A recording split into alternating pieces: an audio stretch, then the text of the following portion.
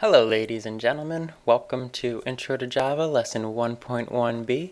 In this lesson we're going to be setting up Eclipse and the Java Development Kit. So without further ado, I'm just going to launch my virtual machine here and we can start taking a look at this. So the links are in the description to get the downloads. Alternatively, you can go to textlearn.com, series, Intro to Java, topic 1, and this is section 1.1. So the links and all the material, of course, is on the website. And down here, tools needed to program, we have the links to the JDK. It'll open here. So let's get that first. So go ahead and download the JDK. Hit the download button there. Accept the license agreement. And I am using Windows 64-bit, so I will download JDK for Windows 64. Wait for that to download. In the meantime, we'll go back and we'll also start downloading Eclipse. And the version of Eclipse that we're going to want to get is Java Developers. So Eclipse IDE for Java Developers. And again, I'm using 64-bit, so I'm going to download the 64-bit version. You can select the mirror, I believe. Let's see, I don't really want to get a mirror from Canada because that sounds kind of far away. Let's go with Indiana University.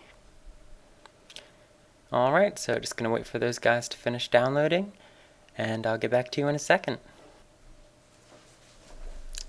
Okay, so it looks like the JDK has finished downloading, so I'm going to go ahead and launch that now. And it's just like any regular Windows setup experience. Launches the Windows installer, and you just click Next through it until it finishes installing, basically. Next, and we can just leave all that the same. Next, and now it's installing for us.